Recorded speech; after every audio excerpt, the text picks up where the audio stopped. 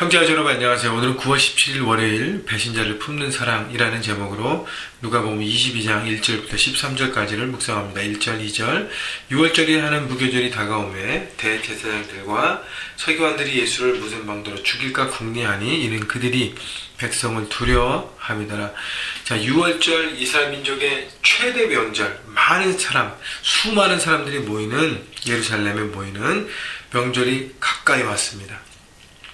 자, 그때 대제사장들과 서기관들, 유대 지도자들은 어떻게 하면 예수님을 제거할까? 왜냐하면 수많은 사람들이 오기 때문에 지금 예수님께서 말씀하시는 티칭과 그 다음에 역사들과 그런 소문들로 통해서 예수님의 어떤 놀라운 세력들이 이렇게 확장되고 있잖아요. 그래서 그 영향력이 굉장히 불씨처럼 그러니까 불씨가 붙어서 퍼져가고 있는데, 이제 6월절에 수많은 사람들이 모이는 곳에서 그것까지 불이 당겨지면 자기네들이 감당할 수 없을 정도로 되기 때문에 어떻게 하면 예수님의 어떤 그 영향력을 제거할까?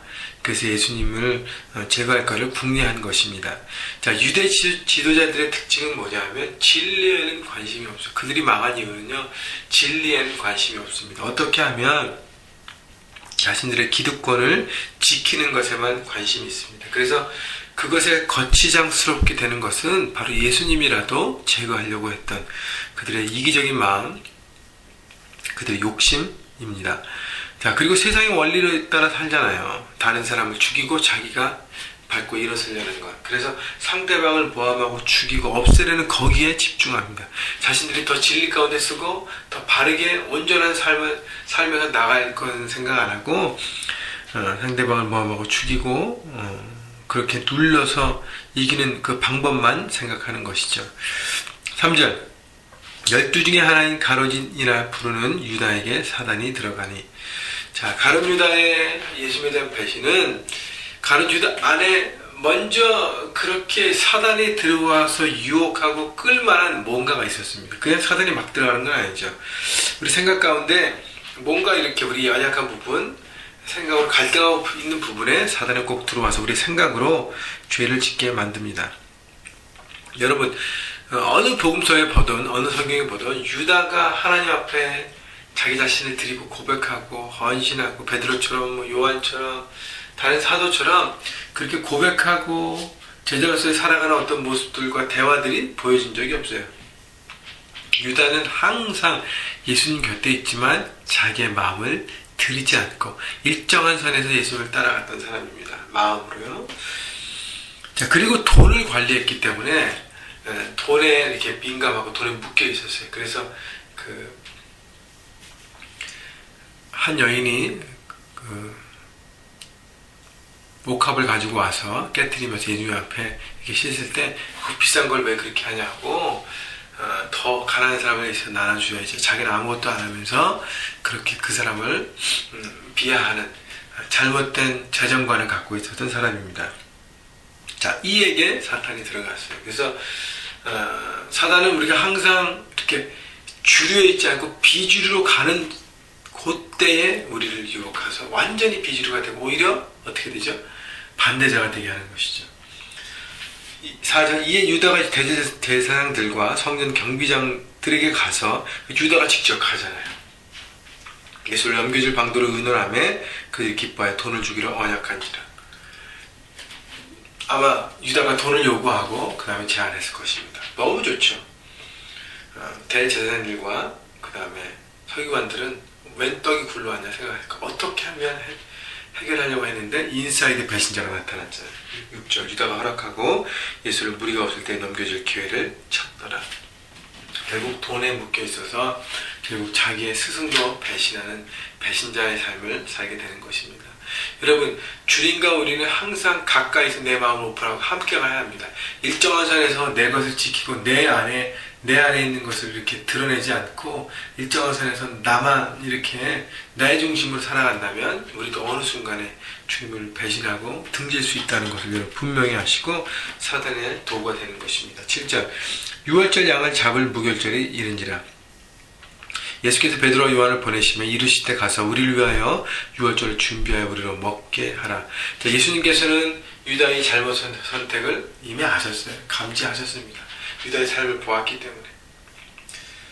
그 다음에 연약한 제자들이 예수님께서 십자가 지시면 도망가고 헤맬 것도 예측하셨습니다. 그렇지만 마지막 시간을 준비하시고 6월절 만찬을 준비한 것은 유다에게는 또 한 번의 기회를 주는 것이죠. 돌이키고 다시 한번 새롭게 올 수 있는 기회를 주는 예수님의 큰 사랑과 은혜를 우리가 볼 수 있고요. 제자들과도 많은 마지막 시간을 보내면서 혹시 그들이 연약해서 무너질지라도 다시 성령이 충만한 가운데 돌아왔을 때 이 모든 일들을 기억하고 그리고 그들의 삶 가운데 다른 사람의 은혜를 베푸고 나누는 사랑의 통로가 되기를 바랬던 것입니다. 근데 준비하는 방법이 독특합니다. 여짜오되 어디서 준비하기를 원하시니까 10절 이르시되 보라 너희가 성내로 들어가면 물 한 동이를 가지고 가는 사람을 만나리니 그가 들어가는 집으로 따라 들어가서 11절 그 집주인에게 이르되 선생님이 내게 하는 말씀이 내가 내 제자들과 함께 6월절에 먹을 객실이 어디 있느냐 하시더라 하라.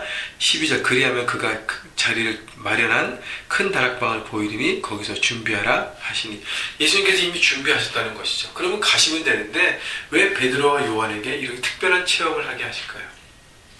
바로 하나님이 말씀하시면 말씀들이 이루어짐을 보여주는 것입니다. 다시 말하면 인간적으로는 비상식적인 여러 가지 방법이에요. 여러분 보십시오. 이렇게 될 확률이 있는가? 첫째는 성에 들어가서 물 한 동이를 가지고 가는 사람을 만날 확률이 얼마나 있겠습니까? 당시에는요 6월절이기 때문에 정말 최대 인파, 몇십만의 인파가 예루살렘에 모여서 너무너무 사람이 많을 때입니다. 그때 물 한 동이를 가져가는 사람을 만난다는 것은 들어가자마자 확률이 없죠. 그 다음에 그 물 한 동이 가진 사람 만났다고 치더라도 그 사람이 큰 다락방을 가지고 준비했을 턱이 있을까요? 그럴 확률도 없습니다. 별로. 그 다음에 그 방이 있을 때라도 순수하게 내놓을 수 있는 확률이 있을까요? 왜냐하면 수많은 인파가 왔기 때문에 당시 다들 6월절에 식사를 하고 기거해야 될 방들이 필요한데 방들이 없어요. 방들이 없기 때문에 방들이 모자라기 때문에 방을 구하기가 하늘의 별따기입니다. 그런 모든 확률 가운데 예수님께서 그것을 베드로와 요한에게 제시하시고 베드로와 요한은 순종했습니다.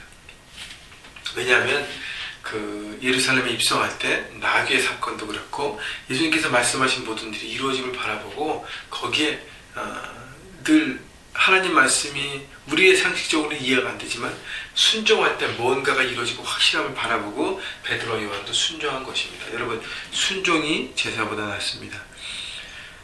사람들은 확률로 가능성으로 일을 하지만 주님은 어떻게 말씀으로 하신다는 것이죠. 그래서 주의 말씀을 여러분 듣고 내 비상식을 내려놓고 나의 상식적인 것을 내려놓고 주님의 생각이 비상식적이라도 그것이 주님의 말씀이라면 순종을 할 때 반드시 이루어지는 경험을 하는 것입니다. 중요한 것은 말씀에 순종하는 삶이 가장 형통한 삶이라는 것을 여러분 기억하시고 주님께서 배신의 의미들을 아시면서도 품고 만찬을 준비했을 때 그 넉넉한 사랑을 오늘 삶 현장에서 여러분들이 이렇게 나눴으면 좋겠고요.